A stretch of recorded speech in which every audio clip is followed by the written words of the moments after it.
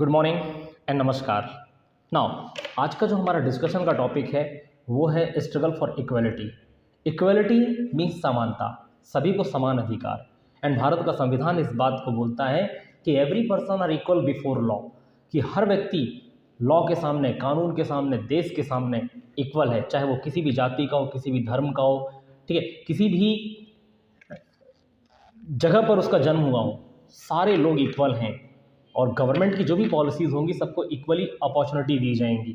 लेकिन क्या रियल में ये एग्जिस्ट करता है प्रैक्टिकल लाइफ में? यदि हम देखें तो क्या ये इक्वलिटी हर जगह देखने को मिलती है? ऑफकोर्स आप सभी का आंसर होगा ना, क्योंकि आप लोगों ने, हम लोगों ने बहुत सारी जगह पर इनइक्वलिटी के ऐसे बहुत सारे एग्जाम्पल्स देखे हैं जहाँ पर संविधान के इस बात की धज्जियाँ उड़ाई जाती हैं। जो ये चैप्टर हम डिस्कस कर रहे हैं, जो ये टॉपिक हम डिस्कस कर रहे हैं, उसके लिए हमने रेफरेंस लिया है क्लास 7th NCERT सिविक्स का चैप्टर नंबर 9। इस चैप्टर को स्टार्ट करने से पहले इस चैप्टर में प्रीवियस चैप्टर के कुछ एग्जांपल्स दिए गए हैं जहां पर हमने कांता, अंसारी, मेलानी एंड स्वप्ना जैसे लोगों की स्टोरी पढ़ी है जो जगह जगह पर इनइक्वलिटी का सामना करते थे। तो हम कैसे कह सकते हैं कि एक लोकतांत्रिक देश में जब संविधान में ऐसा लिखा गया है तो लोग इस चीज की अवहेलना कैसे कर सकते हैं? इन्हीं सारी चीजों के रिजोल्यूशन के लिए ये चैप्टर बनाया गया है जहां पर हम इक्वलिटी को बहुत अच्छी तरीके से समझ सकते हैं और अपना राइट्स, इक्वल राइट्स पाने के लिए हम स्ट्रगल कर सकते हैं।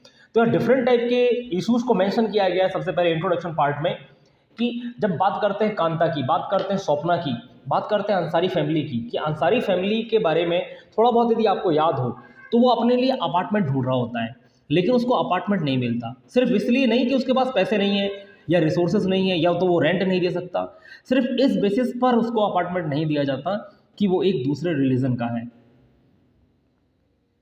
जो कि हमारे संविधान के अगेंस्ट है। हमारा संविधान, हमारा देश एक धर्मनिरपेक्ष राज्य है जहां पर सभी धर्मों के लोगों को बराबर की मान्यता दी गई है। तो इसके बाद भी इस टाइप से डिस्क्रिमिनेशन यदि होता है तो क्या करना चाहिए लोगों को? ठीक है, कि ये स्ट्रगल जो है, ये स्ट्रगल किस चीज़ को बताता है? कि हम अपने राइट्स के लिए स्ट्रगल करें, हमारा जो अधिकार है उसको पाने के लिए हम स्ट्रगल करें। कई जगह पर आपने देखा होगा, इसी बुक में बहुत सारे एग्जांपल्स ऐसे दिए हैं जहाँ पर मेल एंड फीमेल दोनों एक जैसे वर्क करते हैं, फिर भी उनका जो वेजेस है वो इक्वल नहीं है, इक्वल वेजेस नहीं है, समान काम के लिए समान वेतन नहीं दिया जाता। ठीक है, यहाँ पर देखेंगे एक लाइन मेंशन की गई है, मैं यहाँ पर मेंशन कर रहा हूँ कि discrimination on the basis of a person's religion, caste and sex is another significant factor for why people are treated unequally in India. कि इंडिया के अंदर रिलीजन के नाम पर, धर्म के नाम पर, कास्ट के नाम पर, उनके सेक्स के आधार पर ये अनइक्वली ट्रीटमेंट क्यों किया जाता है, लोगों के साथ अनइक्वली व्यवहार क्यों किया जाता है? ठीक है, एक चीज़ और मेंशन की गई है, according to the 2011 census data, women from 48.5% of the population, Muslim from 14.2% of the population, SCs from 16.6% and STs 8.6%। ये पॉपुलेशन का डाटा है। ठीक है, इस डाटा के आधार पर इनमें से बहुत सारे ऐसे लोग हैं जिन्होंने अनइक्वली का सामना किया है, अनइक्वल ट्रीटमेंट जिनके साथ किया गया है। तो पेज नंबर 104 से यदि आप देखें तो 104 स्ट्रगल फॉर इक्वलिटी, ठीक है, तो इसके बारे में यदि पढ़े हम तो लिखा कि throughout the world in every community, village, city and town you will find that there are some people who are known and respected because of their fight for equality. कि दुनिया में कई जगह पर ऐसे लोग हैं जिनको सिर्फ उनके फाइट के लिए याद किया जाता है कि उन्होंने इक्वलिटी के लिए फाइट किया, ठीक है, कि लोगों को समान अधिकार दिलाने के लिए उन्होंने लड़ाइयाँ लड़ी हैं। And now these peoples may have stood up against an act of discrimination that they faced or which they witnessed। कि ये ऐसे लोगों के खिलाफ, ऐसे लोगों के साथ खड़े हुए जिनके साथ अनइक्वल ट्रीटमेंट किया गया या तो फिर इनके साथ कुछ हुआ है तो इन्होंने एक बड़ा मूवमेंट क्रिएट किया। और they may be well respected because they treat all person with dignity and are therefore trusted and called upon to resolve issues in the community. और ऐसे लोगों को बड़े रिस्पेक्ट के साथ देखा जाता है जो सताए हुए लोगों के साथ खड़े होकर उनके राइट्स के लिए लड़ाई लड़ते हैं।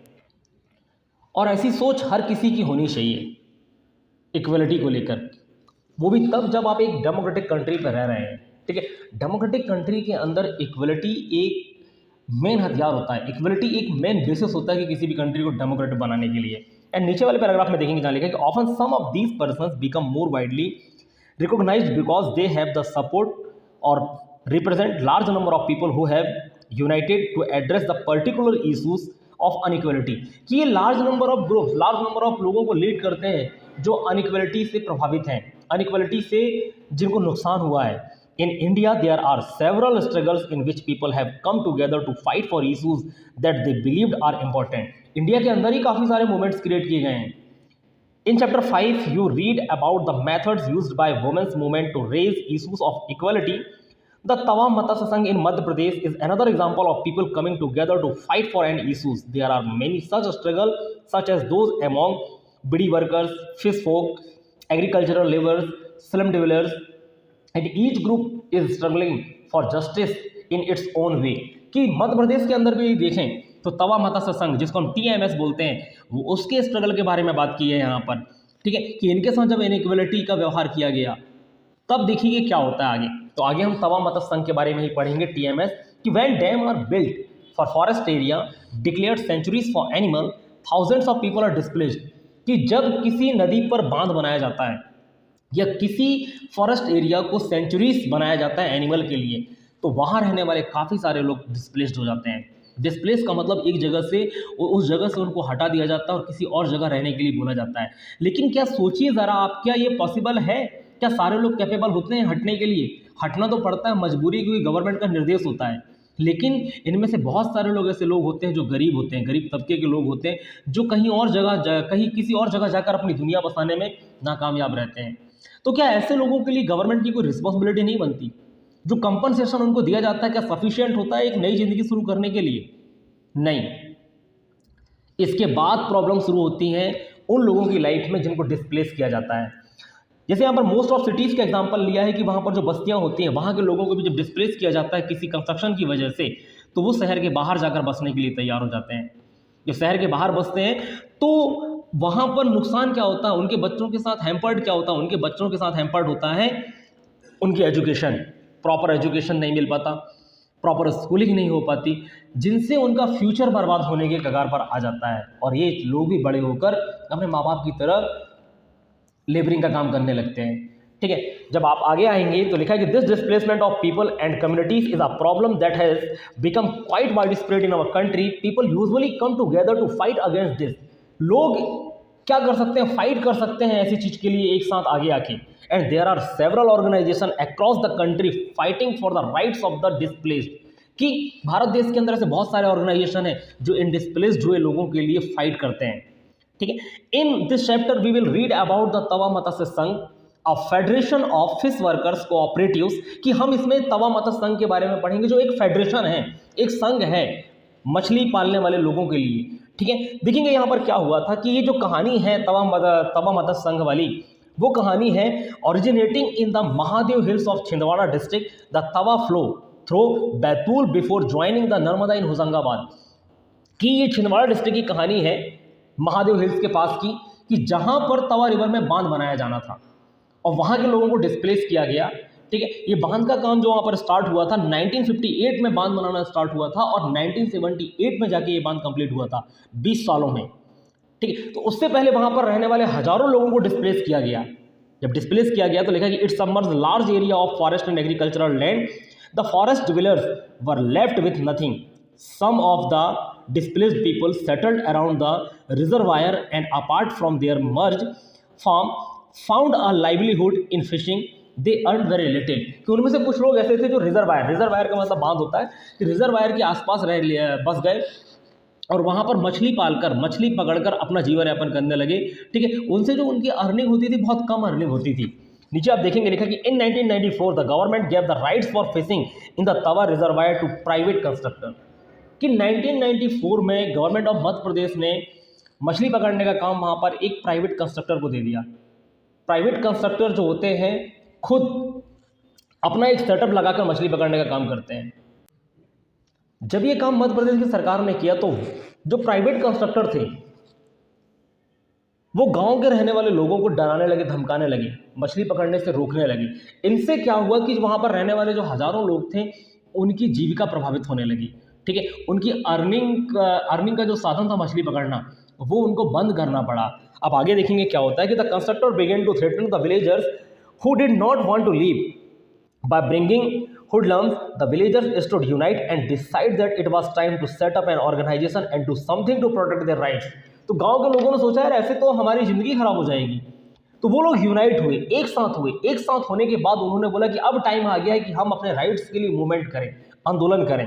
और आगे लिखा था न्यूली फॉर्म्ड तवा मत्स्य संघ organised realise and chakka jam rallies and chakka jam demanding their rights to continue fishing for their livelihood. तो तवा मत्स्य संघ जो न्यूली बना हुआ था ऑर्गेनाइजेशन, वो उनको इनकी प्रॉब्लम समझ में आई और उन्होंने इस मूवमेंट में उनका साथ दिया, चक्का जाम किया, रैलीज निकाली, ठीक है, इनके राइट्स के लिए, इनके लाइवलीहुड के लिए। In response to their protest the government created a committee to assess the issues. The committee recommended the fishing rights be granted to the villagers for their livelihood. In 1996, the Madhya Pradesh government decided to give to the people displaced by the Tawa Dam the fishing rights for the reservoir. तब जाकर 1996 में government of Madhya Pradesh ने एक decision लिया। ये movements को देखते हुए उसको समझ में आया कि हाँ ये गलत हो रहा है, और उन्होंने जो डिस्प्लेस हुए लोग थे, डिस्प्लेस जो तवा रिवर के ऊपर जो बांध बन रहा था, उससे जो लोग डिस्प्लेस हुए थे, उनको उस रिजर्वायर के अंदर मछली पकड़ने का राइट्स दे दिया, अधिकार दे दिया, ठीक है। A 5 year lease agreement was sign 2 months later. ये 5 साल का एग्रीमेंट 2 महीने के बाद साइन हुआ और 2 जनवरी 1997 को ये एक्ट पास कर दिया गया। तो people from 33 villages of Tawa started a new year with the first catch. तो इनके लिए असली मायने में न्यू ईयर वो था जब इनको मछली पकड़ने का राइट्स दिया गया, ठीक है, और जीवन यापन के लिए इनको एक पर्याप्त चीज़ें मिल गई। And with the TMS taking over the fish worker were able to increase their earning substantially. और जो TMS जो बना था वही चाहता था कि यहाँ के लोग कुछ ज़्यादा अर्निंग करें, तो इसके लिए उन्होंने क्या किया, this was because this setup the cooperative, कि इन्होंने एक कोऑपरेटिव्स बनाए, ग्रुप्स बनाए, ठीक है। आगे लिखा which would by the catch from them at a fair price, जो कि वहाँ के लोग जो मछली पकड़ते थे उसको ये जो कोऑपरेटिव्स बनाए गए थे एक फेयर प्राइस पर खरीद सकें और उसको मार्केट के अंदर सेल कर सकें। जब ये मार्केट के अंदर सेलिंग के लिए जाने लगा, ठीक है, तो इनसे वहाँ रहने वाले लोगों की अर्निंग 3 times बढ़ गई, 3 गुना ज़्यादा अर्निंग बढ़ गई और उनका जो लिविंग स्टैंडर्ड था वो पहले से काफ़ी अच्छा हो गया, ठीक है। आगे जब हम आएंगे इस चैप्टर में, तो एक कविता लिखी है द राइट टू नो, कि अपने अधिकार को पहचानो, अपने अधिकार को जानो, ठीक है, कि आप अपने अधिकार को कैसे जान सकते हैं, उसके हिसाब से यहाँ पर एक कविता लिखी गई है जिसका हिंदी में अर्थ मैं बता देता हूँ कि लिखा है कि मेरे सपनों को ये जानने का हक है, क्यों सदियों से टूट रहे इनके सजने का नाम नहीं। मेरे हाथों को ये जानने का हक रे, क्यों बरसों से खाली पड़े हैं इन्हें आज भी काम नहीं। मेरे पैरों को ये जानने का हक रे, क्यों गांव गांव चलना पड़े है, क्यों बस का निशान नहीं। मेरी भूख को ये जानने का हक रे, क्यों गोदामों में सड़ते हैं दाने, मुझे मुट्ठी भर धान अन्न नहीं। मेरी बूढ़ी माँ को ये जानने का हक रे, क्यों गोली नहीं सुई, दवा खाने पट्टी टाँके का सामान नहीं। मेरे बच्चों को ये जानने का हक रे, क्यों रात दिन करें मजदूरी, क्यों साला मेरे गांव नहीं रे। थोड़ी सी इमोशनल कविता है, ठीक है, जो अपने अधिकारों के जानने के बारे में लिखा हुआ है। किसी गरीब के लिए ये कविता लिखी गई है जो कि उसके अधिकारों को जानने के लिए है, ठीक है। चलिए नेक्स्ट आते हैं जहाँ पर the Indian constitution as a living documents, कि इंडियन कॉन्स्टिट्यूशन को एक लिविंग डॉक्यूमेंट्स यानी जीता जागता हुआ दस्तावेज बोला गया है, क्योंकि इंडियन कॉन्स्टिट्यूशन के अंदर बहुत सारी ऐसी चीज़ें मेंशन की गई हैं जो आपके राइट्स को लेकर, आपके अधिकारों को लेकर आपको सजग कराती हैं। जो मूवमेंट्स क्रिएट किए जाते हैं, जो आंदोलन क्रिएट किए जाते हैं, उन पर इंडियन कॉन्स्टिट्यूशन को ही बेसिस माना जाता है। और इंडियन कॉन्स्टिट्यूशन के अंदर आपको डिफरेंट टाइप के राइट्स दिए गए हैं, जिसमें 6 फंडामेंटल राइट्स का भी जिक्र है। Right to freedom, right to equality, right to freedom against exploitation, बहुत सारे राइट्स हैं। 6 फंडामेंटल राइट्स के अंदर ही सारे राइट्स आ जाते हैं, जहाँ पर आप ऑलराउंड डेवलपमेंट के लिए कोई भी काम कर सकते हैं। ये राइट्स आपको जीने का अधिकार देते हैं, ये राइट्स आपको रहने का अधिकार देते हैं, काम करने का अधिकार देते हैं, इक्वल वेजेस का अधिकार देते हैं।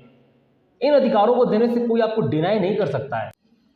ये अधिकार हर व्यक्ति का हक होता है जो उसे मिलना चाहिए, इसलिए इनको बर्थ राइट भी कहा जाता है। कि जब इंडिया जैसे डेमोक्रेटिक कंट्री में आप पैदा होते हैं तो आपके पैदा होने के साथ ही ये अधिकार आपको दे दिए जाते हैं। जो 6 फंडामेंटल राइट्स हैं आपको कोई देता नहीं है, ऑलरेडी आपको मिल जाते हैं। तो इन अधिकारों के थ्रू आप अपने हक की लड़ाई लड़ सकते हैं, आप मूवमेंट कर सकते हैं, आप आंदोलन कर सकते हैं। रिसेंटली आपने किसान आंदोलन देखा होगा, 1 साल 1.5 साल से ज़्यादा किसानों ने आंदोलन किया, लेकिन शांतिप्रिय ढंग से आंदोलन होना चाहिए। आंदोलन कभी हिंसक नहीं होना चाहिए, जिससे किसी का नुकसान ना हो, गवर्नमेंट प्रॉपर्टी का नुकसान ना हो, और आपकी सारी डिमांड्स जो हैं, जो वाजिब डिमांड्स हैं, वो गवर्नमेंट उनको मानेगी। तो ये चैप्टर इस इक्वलिटी के स्ट्रगल के लिए था, जो आज़ादी के इतने सालों बाद भी चालू है और हो सकता है आगे भी चले, और हम जैसे लोग, आप जैसे लोग जो हैं इन इक्वलिटी के बारे में समझें। लोगों को इक्वलिटी की कीमत समझ में आना चाहिए, क्योंकि एक डेमोक्रेटिक कंट्री बिना इक्वलिटी के सर्वाइव नहीं कर सकता है। जब तक लोगों को समान अधिकार नहीं मिलेगा, इस टाइप के स्ट्रगल होते रहेंगे, लड़ाइयाँ होती रहेंगी, ठीक है। तो यदि सबको इक्वल राइट्स दे दिया जाए, सभी लोग समझदार हो जाएं, ना तो कास्ट के आधार पर, ना रिलीजन के आधार पर, ना कलर के आधार पर, यदि डिस्क्रिमिनेशन बंद कर दिया गया, तो वाकई में सही मायने में एक डेमोक्रेटिक कंट्री एक स्वतंत्र और लोकतांत्रिक देश कहलाएगा। क्योंकि लोकतांत्रिक देश में डेमोक्रेसी के साथ भी हमने बहुत बार पढ़ा हुआ है कि बहुत सारे चैलेंजेस हैं। एक देश लोकतांत्रिक देश बनने के रूप में कब सफल होगा? जब लोकतांत्रिक देश होने के सारे क्राइटेरिया उस देश के अंदर होंगे। उन्हीं में से इक्वलिटी एक चीज़ है जिसके बारे में हमने इस चैप्टर में डिस्कशन किया हुआ है। मैंने शॉर्ट में समझाने की कोशिश की है, आई होप आपको समझ में आ गया होगा, ठीक है। तो मिलते हैं नेक्स्ट वीडियो में नेक्स्ट चैप्टर के साथ। तो आज के लिए बस इतना ही। Thank you so much and thanks for watching this video.